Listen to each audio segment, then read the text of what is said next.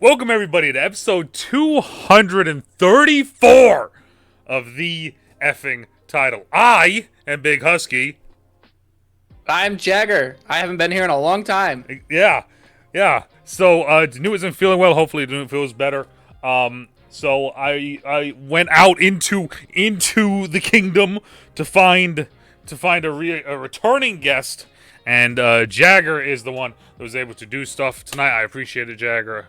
Thank you so much. Yeah, no problem, bud. Also, I'm always happy to be here. Also, because I'm going to do this, I'm going to tell you, it's his birthday today. It's his birthday today. So happy birthday, Jagger. So if you guys are watching this already, because it's only been a minute, so most of you guys haven't turned this off yet, make sure to wish Jagger a happy birthday in the comments down below.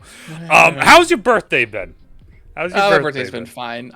We actually went to the card shop that I partially own and bought packs of One Piece cards and opened them up and got absolutely nothing out of them. Yes, love that. And then got a message from my partner who works there. After we left, he opened one more pack and he opened up like a $50 card, and we were just good mad. Yeah, it's the normal way that things work. Yeah. So for the good people at home that haven't seen you in a little while or heard you in a little while, tell them a little bit about yourself real quick. Well, I am Jagger. I am a Maryland ex-streamer / nerd. I kind of got out of streaming for the foreseeable future just because priorities are elsewhere. I'm a married man, homeowner. I'm part owner of a game store. We buy, sell, and trade retro video games, cards, tabletop games, etc. That's pretty much it. I'm about the perfect mix of an outdoorsman and a nerd as you're gonna get. There we go. So today's an episode that I've wanted to do for maybe a month or so now. I talked about doing it with DeNutte, but DeNutte has been so far out of Magic that he didn't feel like this was going to be a good suit for him, because he doesn't really know what's happening. So kind of a nice way of bad things working out in kind of a good way, because now we get to have this discussion with Jagger. So we're going to be talking, if you guys see it on screen, or if you guys have read the title of the video, you guys would know kind of what's happening. We're talking about Magic the Gathering. This beautiful... Magic. This beautiful world that we know, Magic the Gathering. 30-something-year-old game that refuses to die. Yeah, refuses. It's the greatest way of... It's the cockroach of all games. Yeah. So... if you guys are Magic fans here, then you guys have seen any of my other stuff, you'll know that my recent displeasure with Magic, as of, I don't know, maybe Lord of the Rings and Phyrexia, after those two sets, I've kind of slowly descended into, I'm just fed up of this shit. I don't know about you. Seems about right. This seems about right. Yeah. So for everyone out there that doesn't know, we had the big culmination of all the kind of the newer stuff that was happening after the last big culmination, and we finally got into the Phyrexia stuff, which is always a cool one because it's an old school baddie that's coming back, and they just revamped it and made it a little bit stronger and added some more to it, and it made it feel like a real threat. For once, yeah, like it definitely felt like we actually had a big bad to root against again, because for the longest time, during like my heyday of Magic, because I started playing back in college back in 2010, and the big bad villain back then was Nicol Bolas, which has always been a background threat for a while, and he just kind of became a foreground threat. He's like, I'm going to become a planeswalker, and I'm going to take over the multiverse, and I'm going to kill all the other planeswalkers, because that's what I do, because they suck and people annoy me. That's literally his motivation. Yep. And then when that ended, the Magic scene sort of like floundered. It was just like, well, now we don't have a center focus of our story.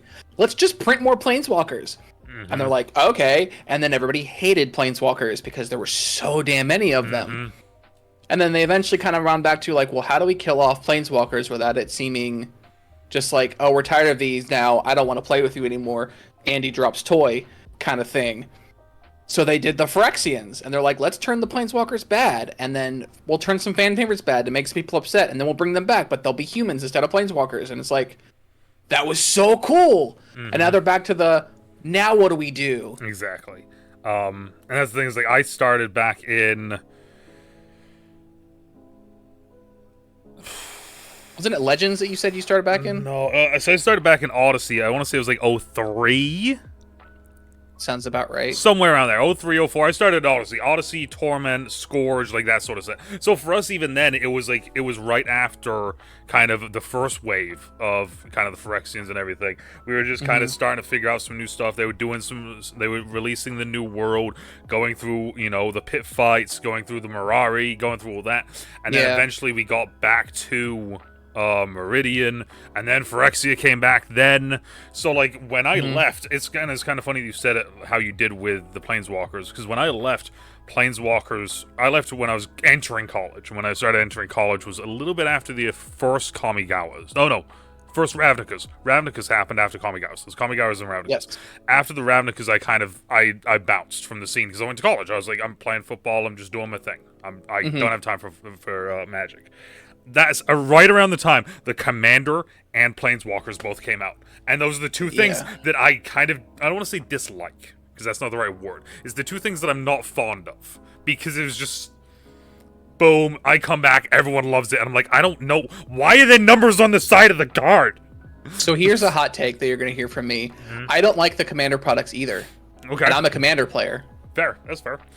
So as a Commander player, they've sort of been like force-feeding us Commander products every set. So the way they used to do it, when the original Commander product came out, there was a Commander and a year. You got one Commander set every year. It was 5 decks that came out, and you had those 5 decks. They spent a lot of time balancing them, making them really good, making them worth the money. But now you get like between 2 and 4 or 5 decks every set that comes out, and they're all themed with the set. And it's like, because they're releasing so many mechanics, there's now so many different types of archetypes of Commander decks. It's so much to keep up with that the casual player is just overwhelmed. And most Commander players are casual players. Yep.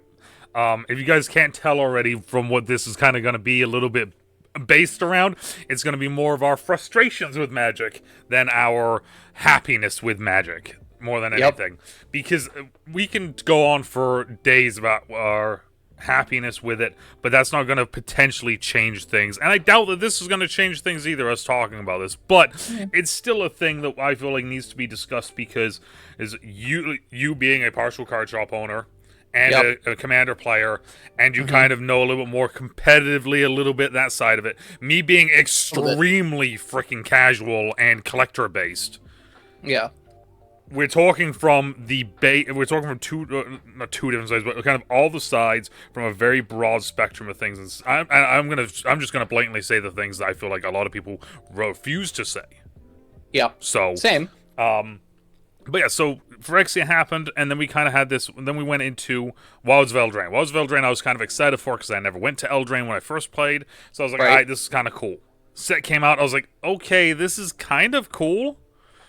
That was about my whole thing with Wilds of Eldraine was probably the best received set in the last year. Yes. Everything after Phyrexia. So I mean, it was Phyrexia finished, and then we had Lord of the Rings was right after it. Lord of the Rings was probably I have my highs and my lows with Lord of the Rings. It was a very well designed set. It got a lot of new people into the game, which is a good and bad thing. However, I think doing the one of one ring, while thematically cool, was greedy as hell. Yes, I will agree with that. I love the idea of it. It made sense. However, though, like you said, it is greedy as hell, especially, and this is the big thing, especially considering the collector boosters of Lord of the Rings are still $50 almost. So here's my fix for that. I mean, it's not really a fix. It's more so like, this wouldn't be as big of an issue if MSRP for Magic products still existed. Yes. I think if MSRP still existed for sealed product, we wouldn't have an issue, because it would be like, this product is always going to cost this much money, this product is always going to cost this much money, and this product is always going to cost this much money. All the other card games do that. Yep. Except for One Piece. One Piece varies, but they also don't reprint their sets into the ground. They've only done, out of the 6 sets they've done, they've only had 1 reprint set, and it just came out, and it's the set that has the most expensive card to date in it. It's a $4,000 card. But the rarity of getting that card is your potential is 1 per case of booster boxes. Yeah, see, that's ridiculous. It's ridiculous, but the price equates. Yes. You figure 1 copy of 1 card out of millions of collector boosters that are in print, still in print, and they have it on the front of the box. The chance of getting the one of one ring but it's already been pulled, it's already been sold, and it's never going to get sold again. It was sold for millions of dollars. Yep, which is fair. And Post Malone's never going to sell that card. Oh, yeah, no, Posty's never going to sell it. Never. It's probably going to go into like a trust estate locked in a vault forever after he dies. Like, no one's going to see that card again. No. And because they do that kind of thing, I think it makes Wizards look very greedy. Yes. Now, I will say this as well, is that Wizards is now owned, last I knew, is now owned by Hasbro. And Hasbro's big thing was they wanted double... What was it? It was, because this was a couple years ago. They wanted to double revenue. Yes. And then the Lord of the Rings set came out. Or no, it was the Lord of the Rings. It was before the Lord of the Rings set. So it was like Warhammer. Right. It was all the Phyrexian stuff. Like, it didn't double. It like quadrupled. So they're like, cool. Let's do it again. Well, because they did this thing where right before the Warhammer decks came out, and this is where I started having a big problem with Wizards and Hasbro being a thing. I was like, okay, Hasbro being in the mix is cool because now that they want to do this Universes Beyond stuff, you have access to all these independent properties that Hasbro owns. Yep. Like Transformers, Jurassic Park. They have all the licensing for all these different things. And it's like, oh, cool, we can get these really cool cards that we really like. But as soon as they stepped into the picture, you started getting things like, okay, let's do the Warhammer Collector deck, or Warhammer decks, but let's do a collector's edition of those decks where all the decks are foiled, but they're 6 times the price. Yeah, that one I don't understand that one still. That one still baffles me. And then, that's another time when they're like, let's just start releasing more products. And now every time there's a master set or a modern set that comes out, there's a regular version of deck and a collector's version where they all have alternate arts and they're foiled out and they're cool, but they're 4 times the price. And they're never worth it. Yep. But people still buy them. That's the thing. There are people out there that are like, I need to have this art. I want to collect everything. So they buy the product. So Wizards and Hasbro keep printing it. And that's the issue. It's like, your general players don't want that stuff. Yep. I mean, I said it when I did the reaction for the Outlaws of Thunder Junction, when they were showing all the different stuff with it. Mind you, I had a lot of problems with a lot of stuff that they showed in that. But it got towards the end, and it's like, well, there's the normal versions of the cards, then there's the extended art version, then there's the wanted poster version, then there's the Prosperity post newspaper version, then there's the big score, then there's the alternate big score, then there's the not the showcase, but the like the old cards they brought back just for this set because they kind of work even though they don't really work, but then they just change the art a little bit. Those cards, and I'm sitting there and I'm like, how many fucking versions do we need? Right. And the problem is I thought we were on a track back. So my biggest problem came with Wizards when they split the types of boosters you could get. Because I remember back when it was just booster packs. Yeah, it was just a booster. You buy a booster pack from the set, your chances were X amount for the different types of rares and mythics and whatever. Alternate arts started coming in, they were cool, and then they were like, let's do collector boosters. They started it with the original Eldraine, Throne of Eldraine. Yep. So then they did a more expensive pack, which was like, at the time, I think they were like $12 to $15. They weren't too bad, but it was like, this pack is aimed more towards collectors. Most of the cards that you get aren't going to be 100% playable, but you're going to have a higher chance of getting foils and alternate arts and like showcase frames and all that stuff. I'm like, oh, that's pretty neat. You can choose what you're going to buy. You have a more chance of getting like more cards from the set if you buy collector boosters versus draft boosters. Yeah. Well, then they were like, well, what about people that don't want these fancy borders? Let's put out set boosters too. So now it's like you're catering to the people that want to play sealed products like draft. So you have draft boosters. Yep. You have people that want to just collect every card from the set. You have set boosters. Then you have collector boosters for the people who just want all the new shiny stuff. Yep. So you have 3 different types of boosters at 3 different price points. Draft boosters hovered between $3 to $7. Set boosters were about $8 to $15, and collector boosters jumped straight to like $25 to $50 depending on the set. Yep. So we had that for a long time, and then just this past year they decided, oh, I think we have too many products. Well, this is the funny thing. Let's just combine them into play boosters. And I was like, that's smart. You have the same amount of cards as you would get in a set booster, but it's draftable. Yes. And then the funniest part about this, though, is Now they've also added another booster. So they got rid of drafts boosters and set boosters. Yeah, this is one that a lot of people don't fully know yet. So they got rid of those boosters and made play boosters, right? Yep. Now we have Universe Beyond boosters, which are special booster packs just for Universe Beyond products. So with the Assassin's Creed set that's coming out, the bundle that's coming, we are getting special packs just for that, which are which I think are supposed to be the same as like the March of the Machine epilogue packs. So yeah, so their design, they kind of tried to combine what they did with Epilogue and what they did with Lord of the Rings. So it's a Universes Beyond set. So it's all cards that are unique to the set. And there are a handful of cards that are like collector's edition versions of real cards. Yes. That are going to be Assassin's Creed themed. But the packs are going to be the same amount of cards as you would get from the Epilogue set. So it's a smaller pack. It's a cheaper pack. But it's 100% in the Assassin's Creed universe.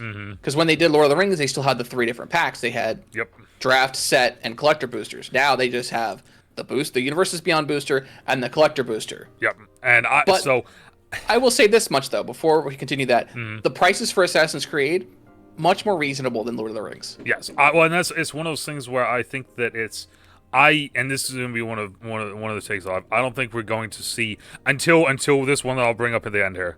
I don't think we're going to see another set like Lord of the Rings come to Magic that's going to do as well as Lord of the Rings did. Because Lord of the Rings, I feel like, is a generational, like multi-generational franchise. Right? Yeah. My father knew about it. My dad knows nothing about Magic the Gathering. My dad hates all card games, basically. I showed him a lot of these cards, and he thought they were actually kind of cool looking. Because it's Lord of the Rings. Because it's Lord of the Rings, and he grew up with Lord of the Rings. Like, that's his thing. It's more book Lord of the Rings than it is movie Lord of the Rings. Exactly. So it kind of played to both generations. So the only thing I think that's going to, and I would say top it, just because I feel like this is how it will happen, is, and this, I don't know when it's happening. All I know is that we just got the announcement at some point, and they were like, hey. And that's when Marvel happens. So there are 3 independent properties that I think could top it, and one is still in the same universe. So Marvel being one of them.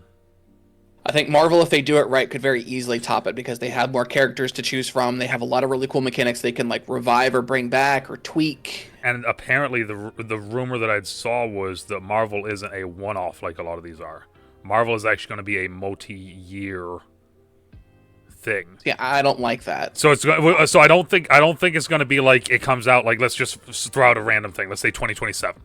It's not going to be 27, 28, 29. It's going to be like 27, 29, 31. Like it's going to be a little bit of a break. I wouldn't mind it if they did it, if they kind of broke it up where it was like, okay, so they're not just Marvel sets. This is an X-Men set and we have mutants and we kind of focus on like mutate. Or if I think a really cool idea that they could do, and Hasbro's as Wizards, feel free to use this idea. If you took your sets and you base them around iconic comic storylines, so like say for your debut set you do Avengers versus X-Men, and then a couple years later you do House of M, and you bring in like the character designs and the mechanics and the way the characters were during those storylines. You could do Ultimate Carnage, you could do King in Black, you could do a whole Sinister Six subset. Like there's so many things you could do that I'm going to the point. Oh, go ahead. Finish. Sorry. It's to the point where they could almost make a separate Marvel card game that's a subset of Magic for just the Marvel cards. So that's where I'm going to spin this for you, because like I said, I don't know when I wrote down some notes real quick. I didn't see it on there. I know this is happening, but I didn't see it on where I was looking. So which makes me think it's happening. It's been all signed up and everything, but now they're fully making sure it's it. Because I feel like if it's Marvel, they're going to make sure it's done fucking right. Oh yeah, 100%. So my thing is that what if, because this is a thing that they could do if it is going to be a multi-set, multi-year sort of thing, what if they do a whole brand new story, because you know how Magic loves to tell stories through their sets. What if they do a fully original story through the sets? I mean, if they had Marvel writers on it and it made sense and it was done in Marvel style, sure. I think if Wizards writers were on it, I wouldn't agree with it as much. Because I think they would try to magicify it too much, and it wouldn't feel like Marvel. Well, that's the thing. Is like, so that's why I'm wondering, like, if it, like, without seeing it, if maybe that is a potential, you know. I think it would be cool to a degree, but if you're trying to capture the attention of comic fans, doing iconic storylines like saying this is a Wizards of the Coast Magic MTG X Marvel set titled Infinity War. Yeah. And like the big chase card is the Infinity Gauntlet, and you had the stones were artifacts, and you know for a fact they're gonna do a 1/1 for every one of those Infinity Stones. Absolutely. Or it's gonna be Infinity Stone is a card type, and there's gonna be 5 different variants, and there's gonna be a 1 of 5 of each of those variants or something. Or oh my god, what if they Exodia this bitch? They could. I mean, imagine that. Imagine you have a Thanos commander deck where you have to find the Infinity Gauntlet, you have to find the Infinity Stones, and if you find the Infinity Stones and tap X amount of mana, you win the game, or you blow up half the board or something. Like, you know that's gonna happen. You know that's gonna be a mechanic. It is. If they print a Thanos card, it has to be it. But the one card, if they print this card and they do it right, and it's a legendary creature and it's a commander, I will forgive them for any other mistake they make for this Marvel set. If they give me a God Emperor Doom, I'll be happy. That would be dope. If they give me God Emperor Doom with the white cloak, badass motherfucker, I mean, chair, if they just make it so I can make my Spider-Man villain deck, I'll be fine. I'll be happy with that. Like a Sinister Sick or a Rogues Gallery kind of deck. Yeah. See, that would be cool. Okay, so Marvel, what's the other ones you think could take it over? Star Wars. Well. Star Wars, I think could, but I don't think that Star Wars will happen because Star Wars has a brand new TCG. Yes, and Star Wars has a new TTRPG as well. Yeah. So Star Wars could, but I don't think they're ever going to do it. And the other one is if they wanted to build off of Lord of the Rings, they do a Hobbit set. They do the Hobbit. True. I mean, if they did that, I would be okay with that because that would be kind of a dope set. It'd be another like honestly, if they did a smaller set, like half the size, honestly, of Lord of the Rings, they just do the Hobbit. I'm down. If they did it in the size of like Assassin's Creed, yes. I'd be okay with that because then you can get like Thorin Oakenshield, Azog the White Orc, the Arkenstone. You could get an actual Smaug dragon card instead of it being a token, a legend, like a saga or whatever. All the dwarves, you get Bilbo, you get old Gandalf, you get the Shade, which is essentially Sauron the Necromancer, but it's like the Shade in the dark. Radagast the Brown. I mean, he had a card, but he could get a better card. Yeah, I mean, you could always make him. Yeah, I dig it. I dig that. There's so many more they could do. I think that was the only one that could probably get close to it because you'd get all the Middle Earth nerds back again buying cards. Oh yeah. So Phyrexia ended.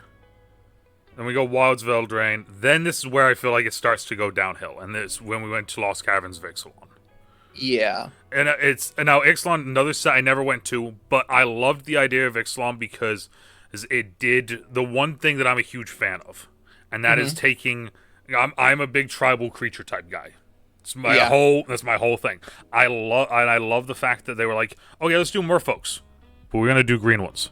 Let's do vampires. Let's do white ones. The fact that they took very traditional characters and then put them into other colors and made them work is something I'm a huge fan of. So immediately, it was nice. So immediately I'm like, I'm in. Let's do this. Let's roll this back again. And then the set came out, and I was just kind of like, okay. Like at that time, I kind of got it. I was like, I understand what they're trying to do. The idea is refreshing. The execution was poor. And that seems to be a common theme in the next few sets. Because after Ixalan, where did we go? Karlov Manor? Yep. That is... So we went back to Ravnica, which is always a fan favorite plane to go to. This is when this happened and the reception happened the way it did, this is when I knew we were in trouble. Ravnica is such a fan-beloved set.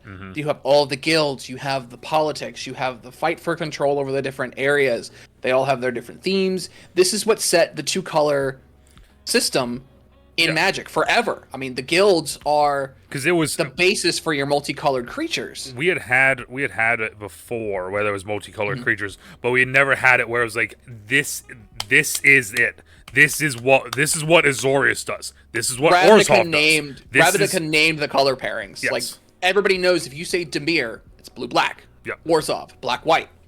gruel, red green. Like it set the precedent for what multicolored is. So when they announced that we're going back to Ravnica, and then they announced that it was Murders at Karlov Manor, they're like, oh, it's a set inspired by Clue and Scooby-Doo. I'm like, oh, this could be cool. You could have things where you're like solving mysteries, and the mechanics could be dope. And it just sucked. There's no sugarcoating it. The whole set was just, it was poorly received. It was poorly priced. It was poorly printed. It was overpopulated. And there was like no reward for opening packs. They really thought they had something with it. And then they thought the Clue edition was going to be super cool, and that was like the only cool thing about it. It was like, oh, let's buy a in the box board game version of Magic. We can play that, and everybody got it, and they ripped the cards out, and they said, I'm going to make these Commander decks. Fuck the Clue edition. Exactly. I'm going to do my own decks for it. I'm not going to lie to you. I saw the Colonel Mustard card, and I just went, oh, good, another soldier card. Yeah. Interesting. Yeah, exactly. Let's roll this bitch back again. You Let's know, run like, it. And then I think they tried to course correct, and they overcorrected themselves with Thunder Junction. Yes, Thunder Junction is always that weird one because it's like Western. How in the fuck are we gonna make a Western work? I was so excited, and that's one of the things when they said we were having a Wild West set. It's one of the things we've said for years. We always want a Wild West set, but then it's like, how the hell would we do it? Because one of the things me and John always talked about was, how would you do green in a Wild West set? Doesn't make sense. And then immediately they release cactuses everywhere, and I'm like, I'm in cactus deck. Let's go. Right? Yeah, Cactus Man. But then it's like, so I was excited, loved the concept, loved the artwork, and then they released the debut video. Yeah. And then they said, immediately, hey, it's like, okay, we slimmed down the number of boosters, but the chances of getting different types of cards, like I have one pack sitting in front of me, where in this pack, I pulled a big score card, a prosperity card, a rare, an alternate art rare, and a wanted poster.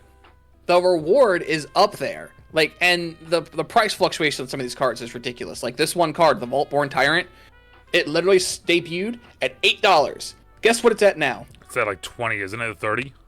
26. Yeah, I was gonna say. I thought it boosted up. And we have no idea why.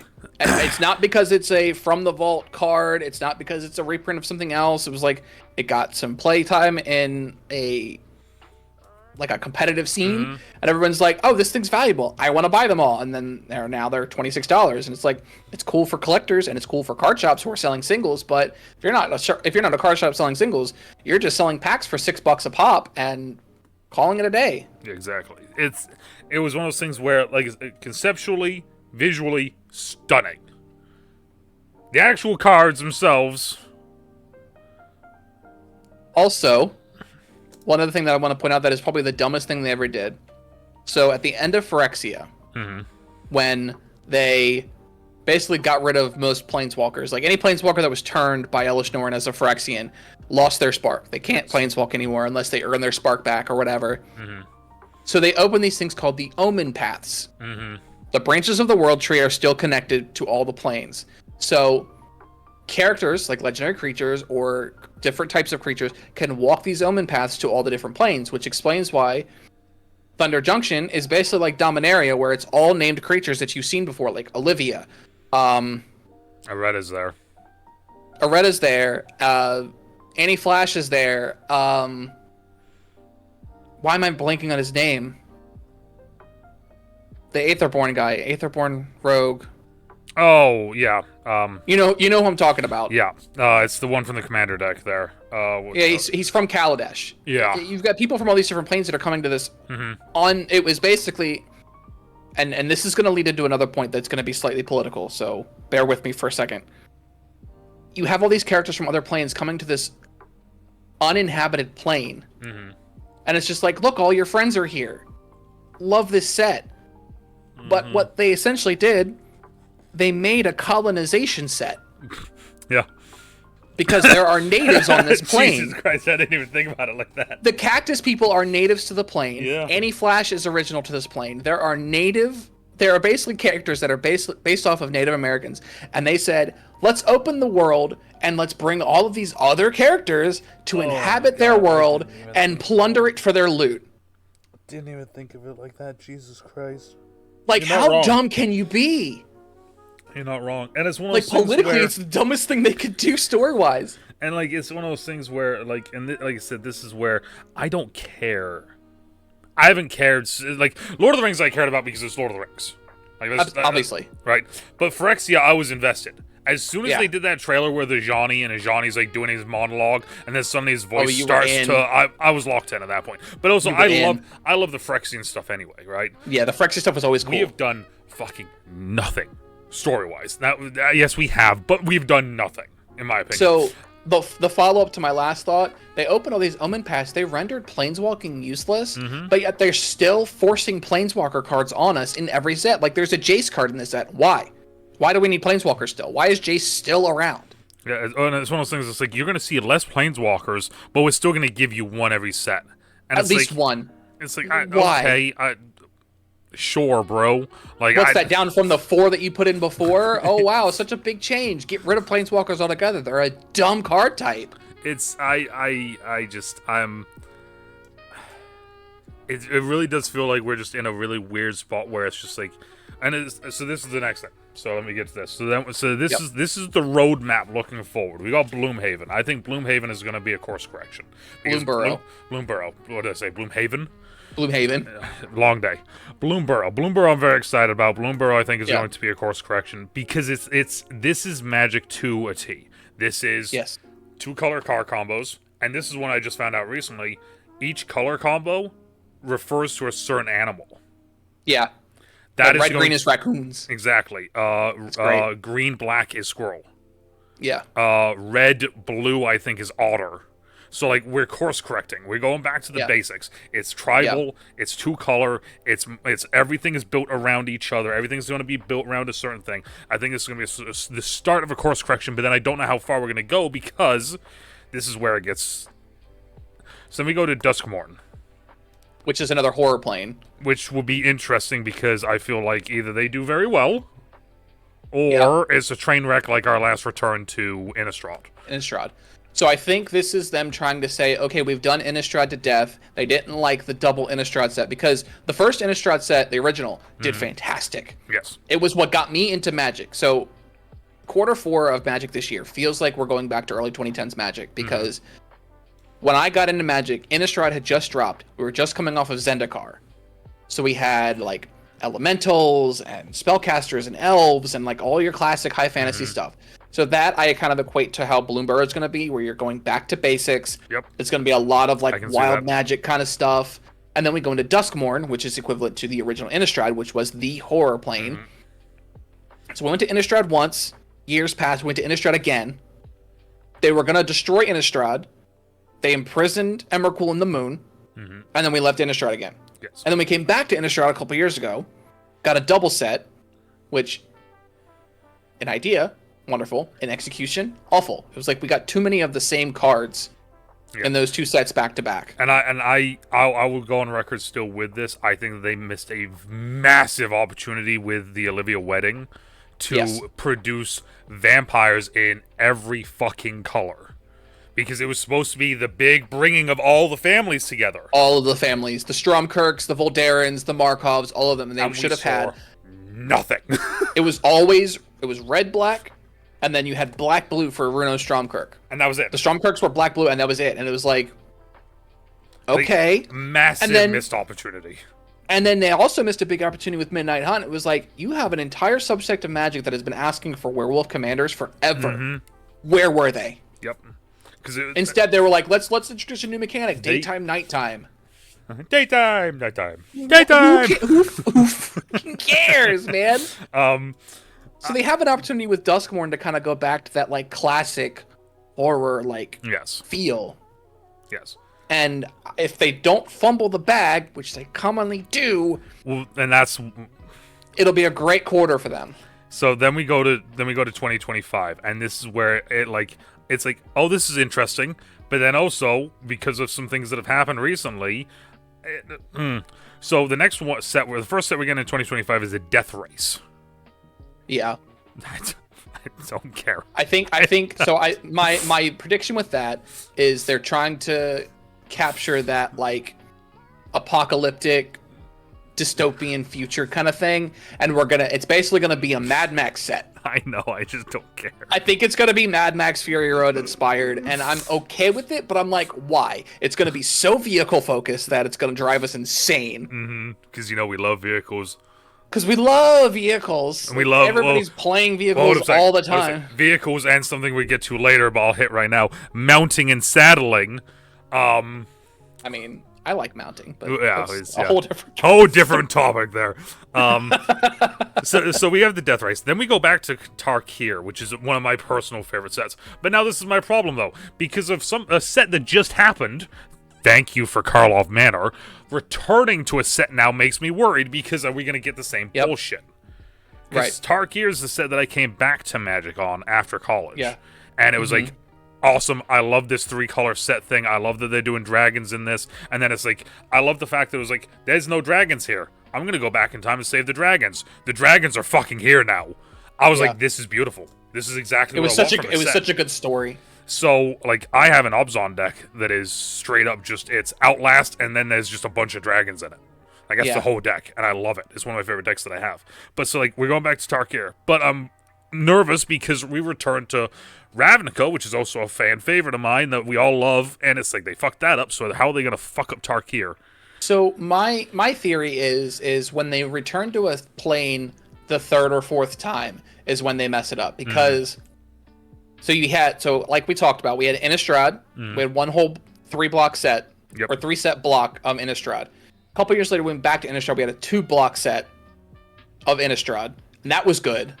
And then the third time we went back, we had a 2.5, because we had double feature, block set of Innistrad, which was bad. Ravnica. You have the original Ravnica. You had Return to Ravnica, also good. Then you had the Ravnica Allegiance, War of the Spark set. Yep. That was 3. It was like Ravnica Allegiance, Ravnica Reborn, and the War of the Sparks. There was 3 in that one, and that was decent. It was downhill. And then we went back again in Karlov Manor. It was awful.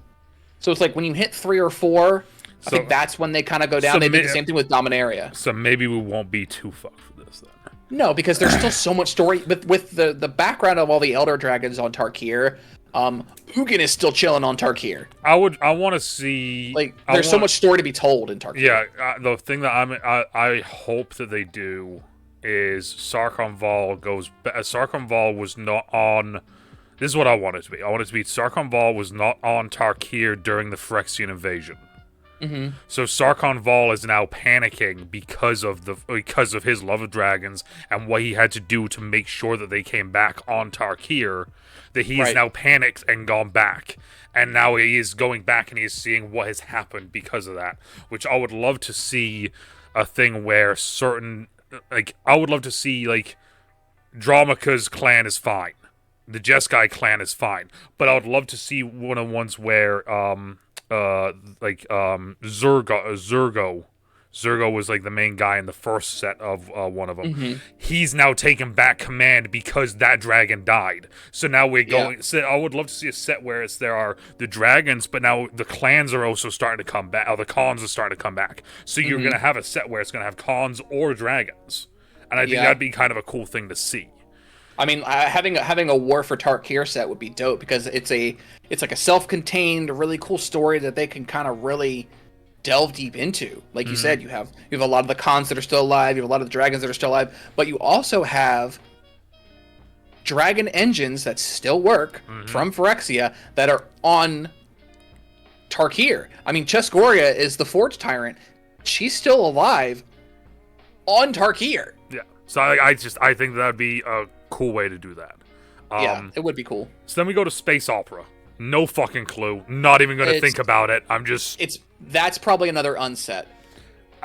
Apparently it isn't. Apparently this is our first actual non-unset where we're going to space, and it's going to be their first, like, actual space set. I don't, dude. Wild West was already a stretch for high fantasy. Now going space, another wild stretch. Space opera. I don't understand what they would be doing there. Don't like, and then we return to Lorwyn at the end. Which I'm excited for.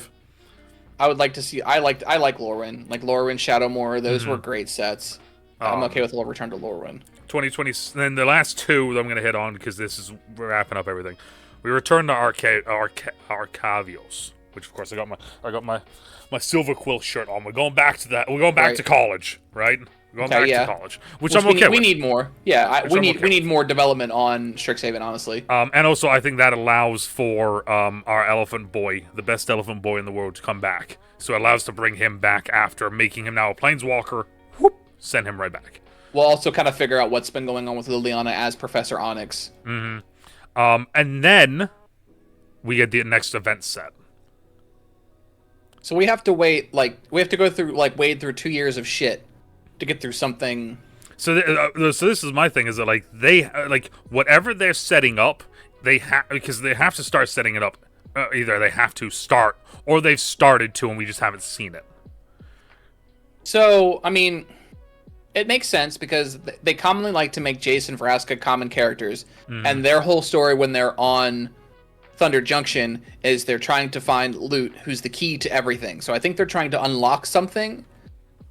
So I think that's part of, like, the story. So maybe they're going to these different planes to unlock different things. Interesting. I think maybe we'll get a little bit more when the Bloomburrow story comes out, because we're going to a new plane. It's an entirely new idea that they're doing, where it's like no human characters, no elves, it's all animals. And then I think we'll probably get another peek into the story. You typically get that with, like, the darker planes. Like if you remember, the Phyrexian story kind of kicked off when we went back to Theros. Yes. When it was Theros Beyond Death, and they had Kaldheim, and it's like, oh, hey, Kaldheim, by the way, Vorinclex is here. Yeah, Vorinclex just Kaldheim. randomly showed up for no reason, because Well, everyone was wondering, remember... it's like, why are they showing up now? It's like Vorinclex showed up in Kaldheim, then you had Jin Cataxius in Kamigawa. Urabrask was in New Capenna. It's like, why are the Phyrexians showing up now? And then they started, like, diving deeper, and then it's like, oh yeah, Sheoldred is on Dominaria, and she's trying to take over the World Tree to help Elishnorn. She's the big bad. And that reveal was so cool. I don't know what unless they're creating a whole new threat now, or they're trying to resurrect, like, the old big threat, aka Yawgmoth. That's the only things I can think of as to why we're doing, like, these kind of weird little sets. The only thing that I can think of, because of course we're returning to a lot of places as well. We're not spending a lot of time in one place. Right. And now the Jace and Vraska are kind of, they're the new power couple, and they got some weird child with them named Luton. What if that's the new big bad? Is those three? Maybe. And it's possible. Because I don't know what, I haven't fully listened to the story because I haven't been at work much. For everyone that doesn't know, I watch a lot of This Is the Lore of Magic when I'm at work, because it's just a nice, easy thing to play in background.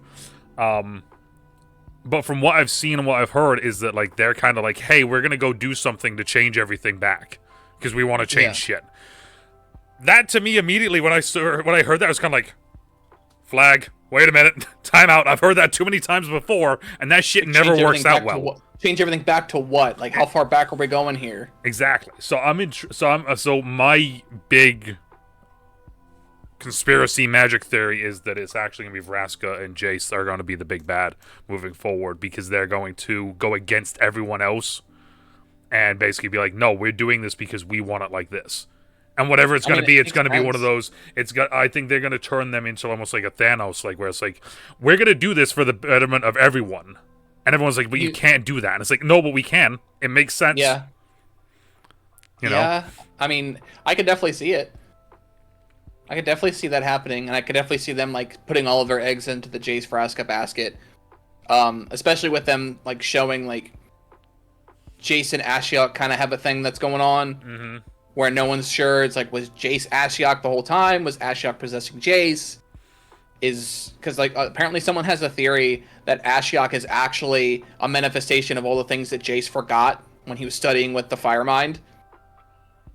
And, like, when he lost all of his memories is when we went to Theros, and Ashiok was on Theros stealing people's dreams. So people are like, and now that we have the Jace Reawakened card, it showed him and Ashiok's face, so it's like, is he absorbing Ashiok back? Are they connected somehow? Like, what the hell's going on with that? They're planting seeds for a bunch of little storylines that we can never predict where they're gonna go. Like, I certainly didn't predict that Phyrexia was gonna invade the multiverse. Yeah, when Phyrexia came back, I was like, "Dope, Phyrexia's back." And then as soon as they're like, "Oh no, we're gonna take over everything," like we're like, and that was the thing is like, I knew they weren't gonna do it because they won. It never happens in these sort of games. The bad guys never win. But two, I also just knew they didn't have the balls to pull it off. Honestly, well, the problem is like their infrastructure is inherently flawed. The Predators all want different things. Hornclex wants to raid and pillage. Urabrask just wants to be left alone. Sheoldred wants to kill, maim, and murder. Elesh Norn wants to rule everything, and Jin-Gitaxias just wants to know everything in the universe. So they could never agree on how they were going to rule things because they never knew what their goal was. Exactly. But yeah, so that's the kind of the like where we're going. But as you can see, a lot of problems, a lot of kind of ideas, and like, you know, this could be cool, excited for this kind of maybe if they do this right, but then at the same time it's always that dark shadow over it where it's just like we know what's happening, especially when we have things like Modern Horizons 3. Ugh, God, please don't get me started on that. I just had to place my order for Modern Horizons 3 product, and it killed me. I can only imagine, because every now and then, because I always buy, and this is the thing I'll talk about real quick, I always buy a bundle and a collector booster, unless it's a cool set. Then I buy a little bit extra. Like, for instance, the Assassin's Creed set, I'm buying the starter decks.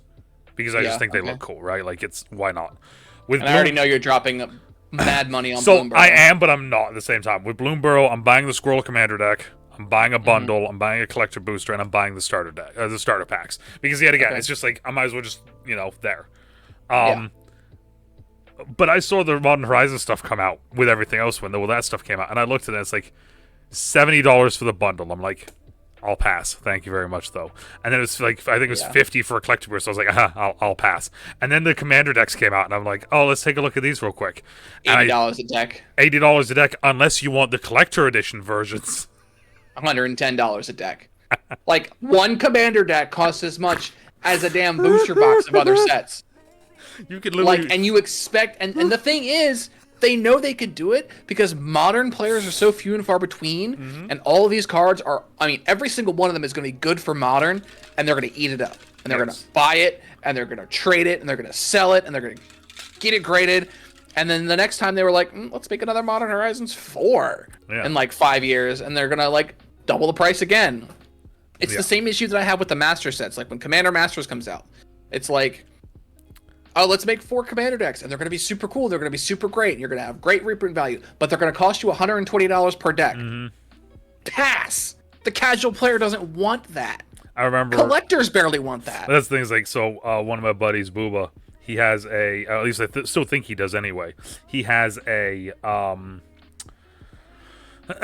what's Emrakul again? Emrakul is a Eldrazi. Thank you. He has an Eldrazi deck, and I remember when the new Eldrazi deck dropped. And I was talking to him about it, and he goes, "How much is it?" And I was like, I'll just send you the link." And I sent him the link, and he goes, "No, what?" He's like, "Let me take a look at the deck list." He went online, he found the deck list, he found the 3 cards he wanted from it because they were the quote unquote new cards, or like I think it was 2 new cards and a card he didn't have. And he's like, and then he looked it up online. He's like, "Yeah, I'm just gonna buy these because it's $50." And I'm sitting there I don't blame you, bro. Like we're over a year past it, and the decks are still like the 2 of the more hype decks, like the Eldrazi one and the Sliver one, are still like $80. The other 2 settled around 57, 54, but they all should have been in between 50 and $60 on launch. Yes. And that's the problem. Wizards' biggest mistake was getting rid of MSRP with their products. Like they need to, if it's sealed product, I understand the aftermarket for singles. I understand that it's like, oh, they didn't print a lot of this, so these are going to be worth more money. Yeah. If it's sealed product, you need to set a price. Booster packs are this much. Collector boosters are this much. Commander decks are this much. This is how much a booster box costs across the board. And then players can know what to expect. Because I don't know how many times I've had people come up to me in the shop and say, why is it $25 to draft? I said, well, think of it this way. You're getting 3 packs of play boosters, which are now $6 to $8 depending on the set. We set ours about 6. Yeah. So you figure 6, 12, 18. Yep. Our usual play fee is $5. And that's usually just for you to use the space. So we charge you $7 to compensate for me running the event. Ergo, $25. And they're like, it still seems a bit high. I'm like, okay, well then you could go to DC and pay $35 to $40 to draft at the other stores. Yeah. I called them and asked them what their draft prices are. The draft prices for Modern Horizons 3, $60 to draft. $60 for a night of playing Magic. Are you kidding me? And that's all because there's no MSRP for these products. If there were an MSRP for these products, I wouldn't care how bad the set was. Mm-hmm. Like with Yu-Gi-Oh! Like there's no MSRP, but they don't fluctuate their prices up like crazy. Yeah. Like you can expect, I'm gonna pay about $4 a pack for Yu-Gi-Oh cards. Yeah. Even if there's a card that's worth like $50 in there. Oh yeah, those still. I mean, it's still because it's still right around. I mean, I think the most I've paid recently when I bought a pack was, I think it was either $7 or $8, and that's because I think it had a couple Starlight rares in it that were. Was it like the Legendary Collection packs or like Legendary Duelist packs or something? Yeah, it was like a Legendary Duelist Rage of Raw. It was one of those ones. Yeah, see, those ones cost a little bit more. Yeah, which I mean, and I was like, okay, but like most of them that I see online, yeah, they're only a couple bucks. It's right. Yeah. And that's the problem is like there's nothing to compare to now. I mean, if you look back, like you could buy a pack of Thunder Junction is about it ranges between $5 and $7. Mm-hmm. Commander Masters packs are still $9 a piece. But then you go back to stuff like the original New Phyrexia or like Rise of Eldrazi from the Zendikar block, and those packs are like $20-something for a booster pack. Yep.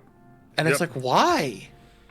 Yeah, when I bought my Throne of Eldraine collector booster, I think I was either 25 or 30 when I bought that. Yeah. And I was like checking it daily, and one of the stores dropped their price, and then I bought it, like that sort of thing. But like that's just the main sets. Then we get Universes Beyond, and of course, Universes Beyond I feel like has been good for Magic, but it has also made Magic very weird. So we talked about Warhammer, we talked about Lord of the Rings, we had Doctor Who, Jurassic World, Transformers, Fallout, Assassin's Creed, and we're soon going to be getting Final Fantasy as a big one next year in 2025. Yep. As cool as the Universes Beyond cards are, a lot to remember. Yeah, it's a lot to remember, especially when they start doing the ones where this is the name of this card, but it also coincides with this card in the real set. So it's like, it's almost like, and I say it this way, it's almost like Wizards is printing their own proxies. Yes, 100%. And they want to dissuade people from doing it themselves, but they can't stop them from doing it themselves because they sell it. Yeah, it's like, for instance, because I have it, and I think I showed you at one point. And it's similar, but it's not Universe Beyond, but like I have a Soren Markov card, but it's not Soren Markov. It's Count Dracula. Yeah, I have the Count Dracula card as well. So it's like if I want to make a Count Dracula deck, I can proxy it, or yeah, I can just get their version. It's like, all right, so I'm gonna play a little game with you. All right. Booster pack, guess the price from the set. Oh God. All right, how much do you think a Wilds of Eldraine draft booster pack is? Draft like $3. $3.82. Boom. How much do you think a Kamigawa Neon Dynasty draft booster pack is? I'm gonna go up on that because for some reason people like Kamigawa, so I'm gonna go $5. $3.20. All right, fuck me then. How much do you think a Ravnica Remastered draft booster pack is? That's gotta be. I'm gonna go $5 again. $5.71. How much do you think an Innistrad Crimson Vow draft booster pack is? Free. Should be. It's like $2.68. Yeah. I was gonna say it's now, gotta be like... how much do you think a Lord of the Rings Tales of Middle-earth collector booster special edition is? Well, so funnily enough, it's funny that you're saying this because I was actually looking these up recently. So the special edition is less than the normal version. The special edition is like 36, 35 sort of thing. Not anymore. $42.50. That hurts. Then you get into set boosters. How much do you think a Kaldheim set booster pack is? Kaldheim set booster? Yep. $4. $5.85. That's insane. How much do you think a regular draft booster of Double Masters 2022 is? No clue. No clue on this one. Like dude, the Commander Masters, Modern Horizons, Double Mat, all this shit. I'm out of it. I wipe my hands clean of all of that shit. Nope. $14 for a draft booster pack of Double Masters 2022. Nah. I'm good. I'm good. Thanks though, Wizards. I'm good. Now this is one that I find that's actually kind of reasonable. Well, I'm gonna do this last one. Guess the price of a Commander Legends Battle for Baldur's Gate collector booster. That's like 10. 18. 18? Shit. For a collector booster. Not bad. Okay, fair. But these prices, they vary so wildly. Mm-hmm. It's almost impossible to budget. Like, okay, a new set's coming out. I can budget $110 and buy a box. And it's like, nope, sorry, this box is actually $235. When the Lord of the Rings set, this is the thing that I found. When the Lord of the Rings set came out, I pre-ordered a bunch of stuff. I didn't pre-order everything, but I pre-ordered a couple of things. And I didn't pre-order some stuff. And then it was announced what was actually going to be in these things.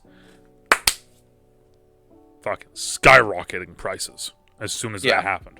And it was one of those things where at that point now, as soon as, and this is the way that I do it because it's easier for me, as soon as they hit Amazon, like the Wizards, the Magic official Amazon account, as soon as they put them up for pre-order, I buy them immediately. I pre-order it immediately. So it's like there, whatever the fucking price is right off rip, that's what I'm getting.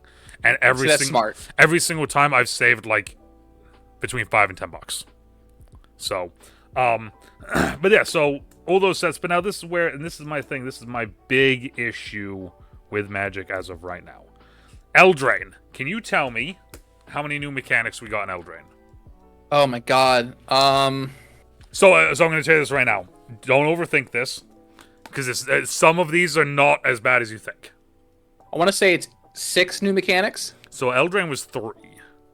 Because I know we got rolls. So rolls is the big one, but rolls also, we got tokens. They made it very obvious what rolls were. Yes, right? yes. But rolls was the first one. Then we got bargaining. Yeah. And then the last one was celebrations. Okay, yeah.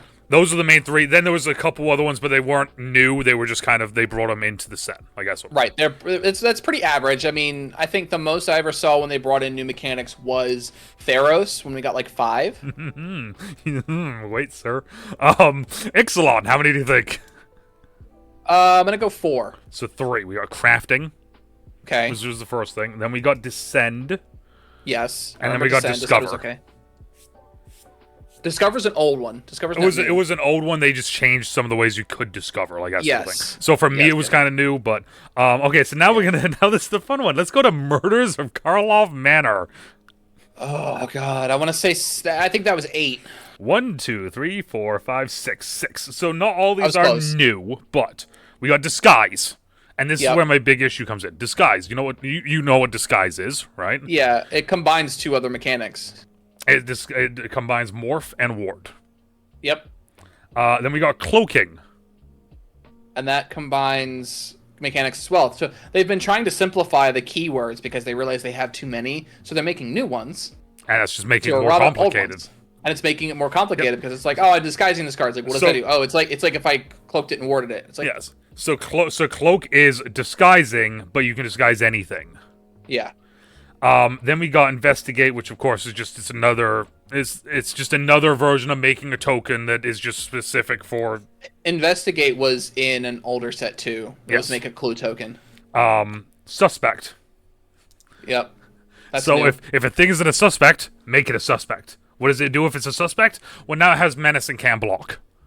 So as you just said a minute ago, taking 2 old mechanics that everyone knows, and let's just make it one word. Make it complicated so that it fits the theme of our set. Collect evidence. Yeah. Exiling cards from your graveyard until it hits a certain mana value, and then cases. The sad thing is I know where we're going with this because I know what we're going to talk about when we hit the Outlaws of Thunder Junction, and it bothers me so much. Mm-hmm. And then it bothers a lot of players. And then we got cases, which is the exact same thing as sagas and stories and everything else. You have to solve the cases. But wait a minute, you have to do certain things. You have to do certain things to solve your case, and if your case is solved by the end of the turn, you do a thing, and it's like, cool. And now we get to the fun. Now we get to the fun part. We get to Thunder's Outlaws of Thunder Junction. I want to say it's another 6. basically. So we have outlaws. Ba-da-ding, outlaws. It was another classification for like mercenaries, rogues, warlocks, etc. There's 5 creature types we all have to know are outlaws because instead of just typing outlaw into the creature type name, they had to make it a full-on different separate thing, which I still think is the dumbest thing out there. Why not just say it is a... If a rogue is an outlaw, why not just have it be Vishanu Outlaw Rogue? Because they want to include all the other cards, because it's like, if we just say outlaws do this, it's like, well, now you're just limited to stuff in this set. So I understand why they did this one. It makes it more complicated, but it makes sense by a printing standpoint. Because if you say mercenaries, rogues, warlocks, etc. are outlaws, now mercenaries and rogues and things from other sets are like, oh, I can put those in my outlaw deck now, and they work. We can reprint these old cards without having to change them, and they work. It's convenience for them, so it makes sense. Don't necessarily like it, but it makes sense. And then we have committing a crime. I hate this so damn much. So for anyone that doesn't know, if I want to commit a crime in Magic, I just have to play Magic. Because as long as I target my opponent or anything they do, it's now a crime.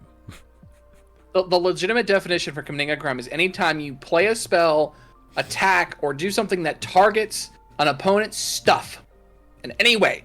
Their graveyard, their deck, their hand, their board. If you target them in any way, you have committed a crime. I'm sorry, I'm going to be candid here, and if you have to bleep this out, I'm sorry. What the fuck, Wizards? I'm not bleeping any of this out. My thing is what the fuck? My thing is this, is that, like, if it is now committing a crime to play the game, how am I supposed to play the game? Thematically, sounds awesome. In-game, I'm gonna tap 2 mana to commit a crime against you. Then we have Mount. You sound so dumb. Then we have the same one that I brought up earlier, Mount/Saddle, which is just crewing, just in creatures. Cool. Yeah. Why can't you just say crew? You could just say crew. Like, I don't know why you have to say mount or saddle. Like, I get it's thematic, but like it makes it way more complicated. And then you have my favorite one, Spree. Okay, I like the Spree cards. I legitimately think the Spree cards are cool because it makes me think of modal spells, but they're a lot more fair. Instead of it saying, okay, this spell costs 4, choose any of these 3.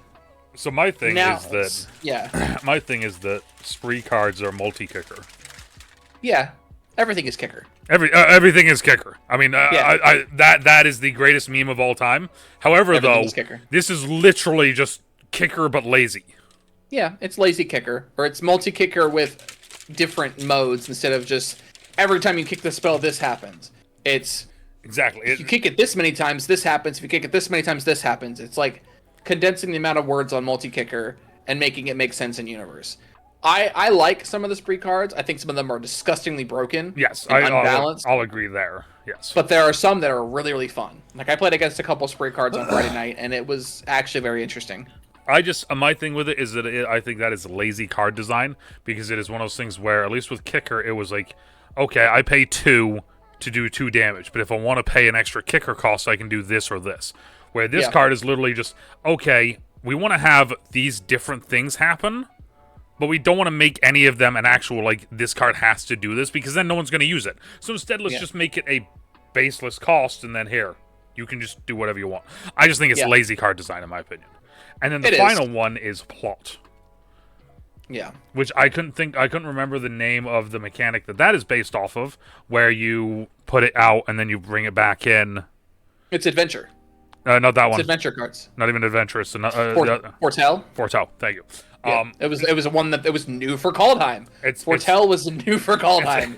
It's Foretell, but you don't have to pay the mana cost twice. You just literally you pay it, you throw it over here, you leave it the fuck alone until you want to play it. So, like, and this is my big issue with it, is that, like, we're getting to a point now, and this is what I feel like is the breaking point. Hopefully it's not, but this is what I think is the breaking point, because we're getting to a point now where we are overcomplicating things instead of just continuing to do what we do. We're adding ward and morph. Let's put them together and make disguise. So now we have disguise, ward, morph, and then it's like we're gonna have what's gonna happen when we want to add 3 things, and then it's no longer disguise. So is it gonna be ward, morph this, or is it gonna be disguise in this? Because now people know disguise instead of ward or morph. But here's the thing. Here's the problem that they're running into is like they're designing these mechanics and they're naming these mechanics based off of these very specific themed sets. Disguise makes sense in a murder mystery set. Yes. Disguise doesn't make sense in Bloomburrow. Like, why would you disguise in Bloomburrow? Spree or committing a crime doesn't make sense in Duskmorn. Yes. Like, these are very set specific things, so it's like we're overcomplicating the game for a short period of time. For what reason? For like thematics? Like, why make the game more complicated just for it to fit the theme of your set when you could just set the keywords? People will not pay attention to them. It's like, okay, it's kicker. Cool. I am a rootin' tootin' cowboy with kicker. Nobody would care. Yeah, I mean, honestly, because, like, I wonder if I do have because I still have some cards from the collector booster that I open right next to me. Because I haven't put them away yet because, I just haven't. Here. Is that one? Nope, that's not one. Okay, so here's a spree card. So I have a spree card. Smuggler's Surprise, right? So it's 1 green, and then plus X. Or not even plus X, sorry. 1 green, plus. 2 is mill 4. You may put up to 2 creature cards or land cards from among those milled into my hand. 4 colorless and a green. I may put up to 2 creature cards from my graveyard from my hand onto the battlefield. 1. Creatures you control with a power of 4 or greater gain hexproof and indestructibility until end of turn. Literally, you could have just made this card one of these fucking things and then put kicker this or this. Yeah. It would have been the exact same card. But instead, like I said, this is why I think this is lazy card design. Because if you did the wrong one, guess which card isn't going to get used? Yep. And that's literally that's the only reason why, in my opinion, Spree is a kind of a cool thing, because it's lazy to a point of it allows us to have really good cards. Yes. They're trying to make the game simpler, but they're not making it new player friendly. Like, as an example, yesterday, me and Meg sat down and she wanted to learn how to play Magic. Meg is my wife, for those that don't know. She wanted to learn how to play Magic, so I built her a deck and we sat down and played 1v1 Commander. So I started explaining like the different things that she needs to know. She's like, okay, I understand this. I get it. Yeah. It plays similar to other games that I've played. I'm getting it. We play the game. I lose. So then we move on. And I was like, do you want me to play the same deck or want me to play something different? She's like, play something different. Play one of these decks. I was like, okay, well, pick a color sleep card. Like a color sleep type. So she picks one, and I'm like, okay, well, that's not going to work with 1v1. You don't want to pick either of these two because these will make you cry. So she picks one where my commander is a Planeswalker. I play a Planeswalker, and she's like, what the hell is that thing? And I'm explaining what it does. She's like, that is the dumbest thing I've ever seen in my life. How do I get rid of it? I said, you have to attack it. And she's like, well, can you defend if I attack it? I was like, yes, I can. She's like, that's stupid. And you could do this the turn it. You can do the abilities the turn it comes out. Yeah, that's really dumb. And then I started explaining like, other things. She's like, there's so much going on. I can't even process what's going on the first turn or the first game, where it's like each game is so different because there's so many different types of cards. There's so many different archetypes. Like, trying to learn the game is so overwhelming for a new player. I was going to say, imagine putting down a person, right? Brand new person. They're excited. They love Assassin's Creed. They just bought Assassin's Creed Commander deck. There isn't any, but let's just say they make one, right? I'm surprised there's not any, by the way. I'm surprised there's any of this. So let's just say they made one, right? They bought that. They're excited to play. So they sit down with their friends. They're ready to play it, right? Okay. So they're sitting down. Across from them is a Sliver deck. Across from them is a Warhammer deck. And next to them is a Lord of the Rings deck. That kid's never playing Magic the Gathering ever again. Never again. And that's the thing. I've seen people come in, and this is another thing that it alienates new players too, because like I'm a seasoned player. I've been playing forever. I have regular MTG decks, but I bought one of the Doctor Who decks, and I took it to a card store, and I went and sat down to play it. And like every time I played a card, they're like, "Oh, what does that do?" I have no interest in Doctor Who, so I didn't learn what these cards do. So I hate every card that you're doing. So I'm going to hose you out of the game so that I don't have to worry about what your cards do. It's going to be the same thing for every Universes Beyond thing, unless it's like something that everybody enjoys. Mm-hmm. Like, I saw it happen at our card store with a Fallout deck. They're like, well, I don't like that because I don't understand what it does, or I don't know what all of your cards do, so I'm going to get you out of the game. Like, I actually had to pull somebody aside and tell them, hey, no, we don't do that here. Yeah. You either take the time to understand what his cards do as they happen, or you leave. Mm-hmm. One of the two. We're not fostering that kind of community here. And that problem is going to happen a lot as they keep printing these Universes Beyond decks, because they're all having these new cards that aren't in other sets. It's not like they're reprints that are reskinned for these Universes Beyond. It's majority new cards, unlike the other Commander products where it's like, okay, Outlaws of Thunder Junction decks, I think they had like 10 cards that were new for the set, and like 5 each that were specific to the Commander product, and the rest were reprints. Those cards that people knew, they've been in Magic before, they're reprinted from other sets. But then you go to Doctor Who, it's the opposite. 70-something new cards for Doctor Who. Mm-hmm. And like 6 reprints. And a lot of mechanics that I didn't even put down here as well. Exactly. And like and they keep doing these for Commander products only because Commander's the most played format, besides Arena. Arena is an entirely separate video on its own, by the way. Yes, like that's going to be something completely different. But they're trying to pander to Commander fans because it's the most played format, and now we're getting overwhelmed with the amount of product. Like, Commander players can't keep up, and they were refusing to keep up. Mm-hmm. Like, we're not buying the product because I don't want my 6th enchantment-based deck. We've had 7 in the past, like, 2 years. Well, that's the thing, is that, like, it's getting to a point now where, when I first started playing, Commander didn't exist. When a new set came out, you had 3 to 4, most of the time it was 4, starter decks. 60-card decks, all standard, all based around a certain thing within the set. Boom, done, that's it, have fun. And they worked well. They got you into the set, they let you play, they let you get straight to it. Now, with Commander decks, it's like one of two things. Either one, it's a quote-unquote way to get you in, or 2, it's this Commander deck has 4 cards in it that I need, and it's going to cost me less to buy this Commander deck than to just buy them separately, so I'm just going to buy this Commander deck. Yep. Take the cards out and remove it. Or it's like, I have a Vampire deck already, but there's more mechanics and there's more things within this one from Ixalan, so instead what I'm going to do is I'm going to buy it, I'm going to gut it, and I'm going to put my cards in it. Yep. And it's getting to the point where Standard is kind of completely just out the window now. It is like Commander, everything is Commander. It feels like. Yeah, the Pro League, it essentially is almost dead at the same time. Mm-hmm.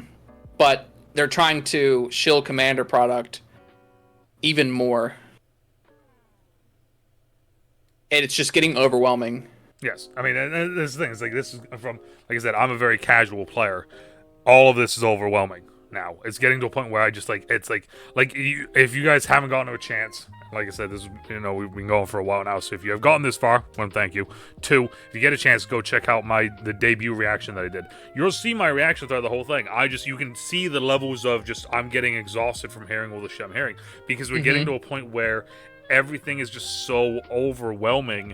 And like I said, I've been playing since Odyssey. Now, I haven't been playing religiously, haven't been playing like every week, but I've been playing nonetheless. I know the game, I understand the concepts, I understand how to do it. If I build a deck right, I know I can rock and roll and do what I need to, right? Depending on preference that day. But we're getting to a point. And like my counterpoint, I'm a seasoned Commander player. I mean, I have Commander decks. I have a lot of Commander decks, and I'm overwhelmed. Yeah.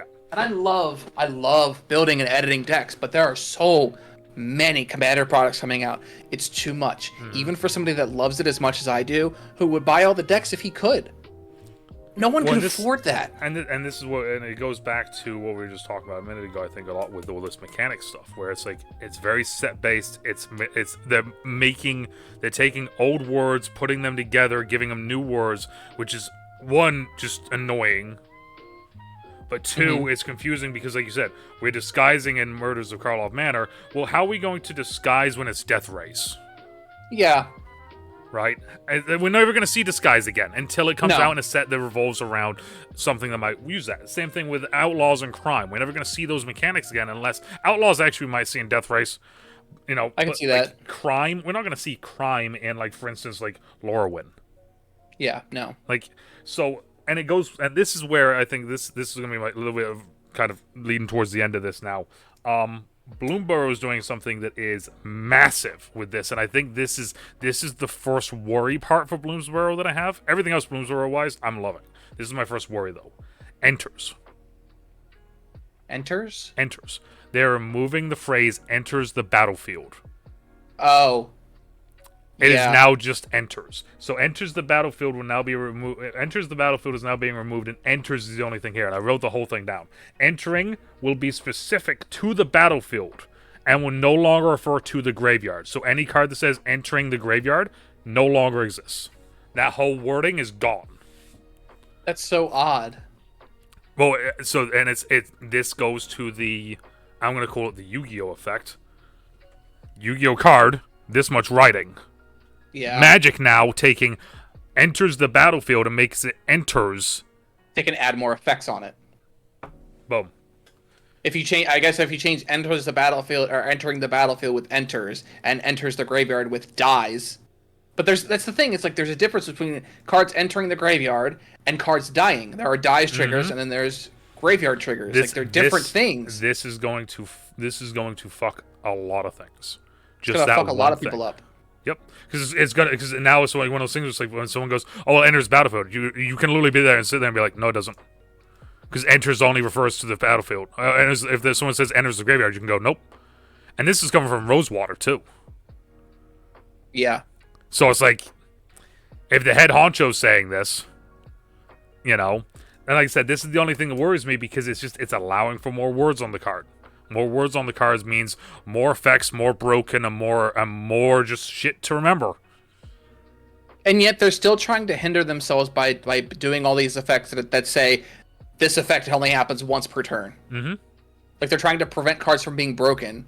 They're being broken anyway, but like they're trying to simplify cards to add more effects, but they're limiting themselves with those effects by saying they only happen once per turn, or they can only trigger at this time. And it's like, yeah, here's some freedom to do things, but only about this much. Yep. Well, let's make it this much, and about this much. Yeah. Don't do too much. Like I said, this is my worrying aspect with Magic right now, and this is my problem with Magic is that they've gotten to a point now where it's been, as you said, around 30 years.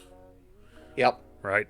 We've seen a lot of other card games recently have their big anniversary stuff. Yu-Gi-Oh! I think did it fantastically, even though it's been going on for over a year now. Their anniversary slits were awesome. Yeah, right? Magic, 30 years. What are we getting? Proxies that we can't even use. $300 proxies that you can't play with. That you might get something good. Where with Yu-Gi-Oh, you can play all of them. Oh, and they reprinted all the original sets, and you can use all of them. Oh, and they're still doing stuff to this day involving the 25th anniversary, even though it's been over a year. But still, they're doing stuff still because it's still within, like, you know, Magic. Nope, one-time thing, $300, take it or leave it. By the way, you can't use them. Yep. Cool. Like, we're getting to a point now where Magic is losing the identity of Magic. We always see those, you know, if you're part of the Magic community, you see the TikToks, you see the memes online where it's like, well, I'm going to play My Little Pony thing. No, you don't, because I'm actually going to play my Garbage Patch Kids. Captain America says otherwise. My Batman card says that's where we're getting. The joke now is that Magic the Gathering is the Fortnite of the TCG games, and the funny thing is we've had a Fortnite crossover already. Yes, we have. That's the perfect, like, right there. It's like, how many cameos can we throw into a set? That's all it is. And this is the thing is, like I said, I've been playing less and less of it. I play Arena a lot because it's the easiest format for me to play right now, which I don't like, but it is the easiest. I'm just getting tired of Magic to the point where it's like one of those things where, and this is the first time I'm actually going to be saying this in a video or even really kind of letting it be officially known. After Bloomburrow, I'm kind of not buying product anymore. I'm kind of the same way. I'm with you there. I'm going to be buying a collector booster just for Husky Opens on TikTok, and that's it. I'm no longer buying commander decks. I'm no longer buying bundles, unless like maybe Tarkir will make me want to buy something. But outside of that, I'm not doing it. I don't want to I'm feeling the same with Duskmourn. Like I think Duskmourn, if they announce that it's gonna be what I want it to be, I'll buy some stuff for that. But like, and like I think the only other thing that I'm like set to buy is Meg wants the raccoon deck from Bloomburrow. Yep. She wants to make Trash Do Smash. I love that. Yeah. But I mean, and that's my thing is that like, and this is like I said, if you made it this far, I really appreciate it, and I thank you so much. But if you are a Magic player and you were kind of feeling the same way, where you're feeling exhausted, it just feels like it's just a cash grab at this point. We're not getting good cards. We're just getting cards with a lot of shit written on them now. Yeah. If you're starting to feel like this, find a point, and I hate to say it, but find a point where it's like I'm done. Maybe buy, like I said, I'm buying a collector boosters it's literally just because I'm like collecting the cards, but that's it though. I'm not going overboard with it. I'm just boom, one collector booster, done. Have fun, like that's it. And I would strongly suggest others do the same at this point because it's the only way they're gonna listen. My suggestion is sort of like that. Stop buying sealed product from Wizards. Buy singles. There we go. It's literally your best bet because most likely with how you play now, there's not going to be something that they come out with in the next probably 2 years that's going to like drastically change how you play the game. Yep. Or like what archetypes you like. So typically you're going to stick with the archetypes that you like. Like I know Husky likes tokens and he likes cute creatures. I tend to like spell slinging and doing mean things to other people's stuff. Or committing crimes, as Wizards like to call it. I'm a classic Magic criminal. He's an outlaw, some would say. Seek out the cards in the set that you like. Buy those cards as they drop. Don't wait for them to jump in price or drop in price, because sometimes they won't. They'll just keep climbing in price.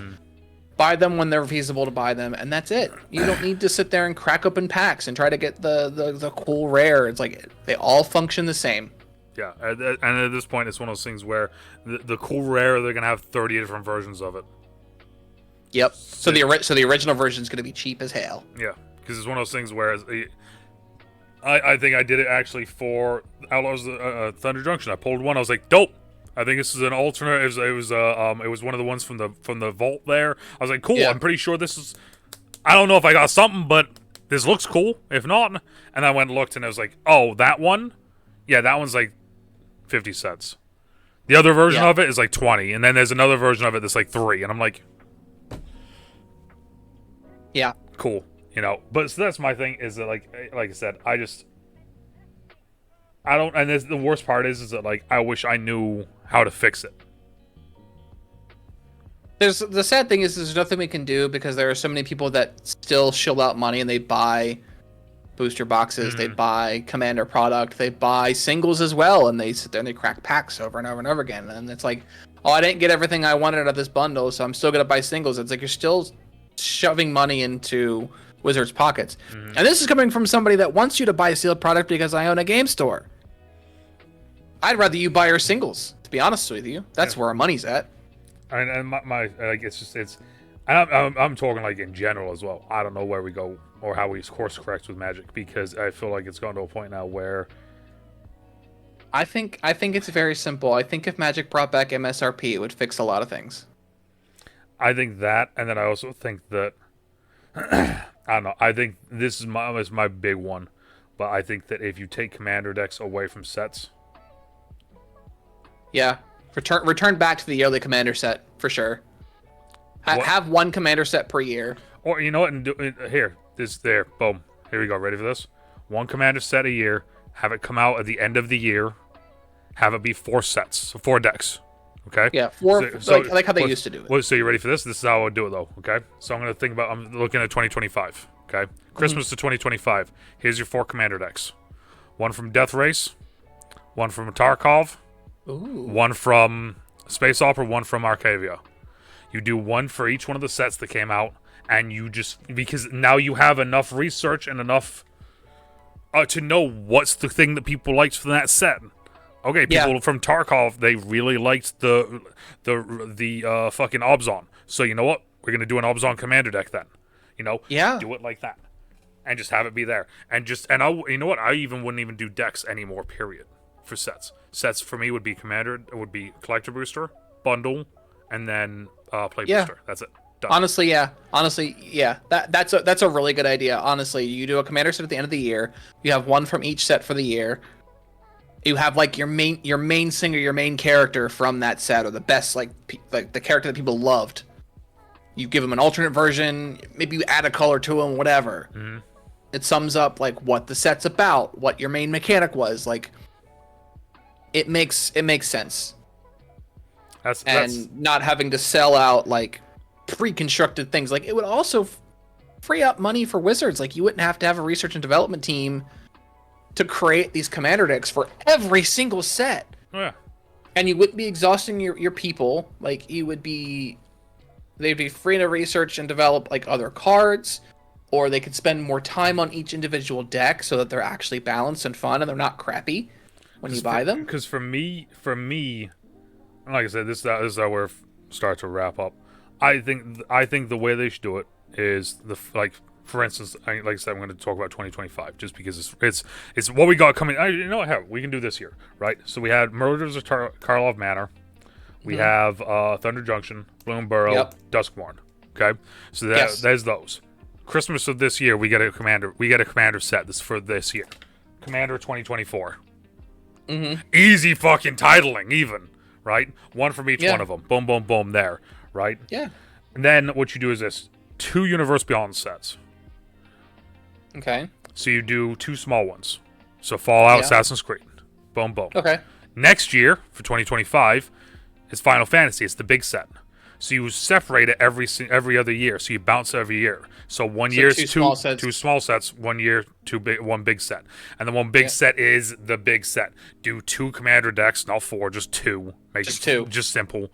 Bundle this, that, whatever the hell you want to do. The small commander decks, do it kind of like what they're doing this year. Fallout, all commander decks with collector boosters. Yep. Assassin's Creed, no commander decks. Get rid of the starter deck, all boosters and bundles, and don't do the stupid fucking epilogue boosters. Just do regular boosters and just regular boosters, yeah. And then the collectors. Done. Yeah. Restart re-going there. And also, I'm gonna throw out a bold one here, and this is just because it's me. Bring fucking back blocks. I want blocks back. I want story blocks back. I want 2 to 3 sets per block that tell a story, self-contained. Like it. Imagine. Everything feels rushed right now. Imagine doing and like, because I'm thinking long term. I'm thinking end game sort of shit, right? Imagine every 3 years or every 5 years, that's when the event happens. And the event has been a culmination of 3 blocks. Where you've been setting up the story for 3 years. Through fully contained stories. Yep. And then event. And you know what? Just for the fuck of it, have the event be a 4-set block that lasts the entire fucking year. Yeah. This event ain't ending anytime soon. This event, you get the full beginning, you get the full mid. Because imagine that. You could have had the Phyrexian invasion starting in the beginning of the year. You could have had 2 full sets of them fucking winning. If you would have given us 2 full sets of Phyrexia winning. Yeah, invasion starts, War of Phyrexia, we've lost, and now we have to win it back. It's literally like the second half of the MCU in a year's worth of Magic sets. Like, people would have eaten that shit up. The entire Playblazers would have lost their mind. If you would have had it as that third set, the third set have it be where it's like the third set, every single card is showing Phyrexia has won. Well, that's just like, I don't remember. I think you were out of the game at that point, but when Innistrad came around, so you had Innistrad, we're introducing this plane. We're introduced to Olivia, we're introduced to Sorin, we're introduced to all these different people. Yep. And then Dark Ascension happens, and Nahiri and Sorin fucked up and released Grizzlebrand, which is like the ancient evil, and the plane loses. They're now ruled by demons. Then you get the third set in the block, Avacyn Restored. They revived the Angel Avacyn to cleanse the planet, and they resealed them both back into the Hell Vault. Such a cool story. You had an entire set where people lost, characters died, it was gritty. It was fun. It was engaging. Right now it feels like they're just like taking. It's like, okay, we have this brand new plane, Outlaws of Thunder Junction. All these characters from other planes are here, and they're doing this thing. Oh, the only thing you need to know is that Vraska and Jace have this thing called loot, and it's a key to everything. Okay, bye. On to the next one. Yeah. There's no time to develop anything. You can't develop lore for this thing. Like, yes, they give us how many chapters of story, but who reads the story anymore? I was gonna say that's the thing is because I always go back to this, and I'll if I can grab it here real quick. It's underneath my monitor. I always go back to this. I miss the days when Fat Packs used to give you a goddamn book, and yeah, this is Odyssey. This is from. Let's see here if I can find the. Well, even what they did for War of the Spark, they had a book that came out that you could buy, but it was a full story. Like, it gave you all the stuff that the set actually didn't give you, like interactions with the different planeswalkers and their initial plan failing to take down Bolas and Bolas winning and all this other stuff. And it was a book you could buy if you wanted to, if you really wanted to know the lore, but it made the set and the saga feel so much more complete. This book is older than most of my viewer base. This book is 23 years old. This is from 2001. Oof. But this is what came on my Fat Pack. It was a bunch of packs. Yeah. This is what you used to get, just so people understand. You used to get a physical book that tells the entire fucking story. And then in my day, they had like a smaller book, where so it was like the key points for the story. Like, this is what's happening. This is what the characters are doing. Here's how it went down. It wasn't like a story. It was like, these are the key points, and then it had a catalog list of every card in the set, and you could check them off as you got them. I miss those. Yep. I miss when they were called Fat Packs. I hate the word bundle. Yeah. I like Fat Packs. Shut up. Give me my Fat Packs back. I still call them Fat Packs to this day. I still call them Fat Packs too. So, but that's where it's never gonna happen. It's what I think needs to happen though, in order to self-correct, because I do believe we are in a downward spiral. But the thing now is this is the big question though. Okay, this is the big question. What do you guys think? I genuinely am intrigued to know what people out there think that do play the game. Whether you're new, whether you're a veteran, whether you're competitive, whether you're casual, whether you're just, you saw a fucking big-tittied elf girl and you're like, I'm in! Right? Let me know. Alright, let us know. Let us know in the comments what you guys think. If you guys agree with us that there's a problem with Magic right now, and that there needs to be a self-correct, but we don't, like I said, I feel like everyone's going to have a different idea of what the self-correct is. Because the only other self-correct I have is a massive one. And that's the game. That's basically. And this would be my final talking point. Okay? Event set happens, like I said. It's Vraska, it's Jace. They're now the bad guys. They're trying to reset everything. They do reset everything. But they reset everything to a point where no longer does Magic exist. So now, remember how we have Legacy and Historic and this and that? It now resets at this point, and the new sets start, and we restart the entire fucking thing all over again. And then Wizards announced that they're going to reprint Alpha. No, and seriously. The value of the cards stops. Yeah, seriously. I am all in. Is that we reset to Alpha, we change some things, we adjust some things, we course correct, but it is basically a reset all the way back to the very beginning of the game. And you reset it. Because now at this point, now you don't need to fully continue on from where we're going. You can change the story, but it allows us to have a fresh, brand new story.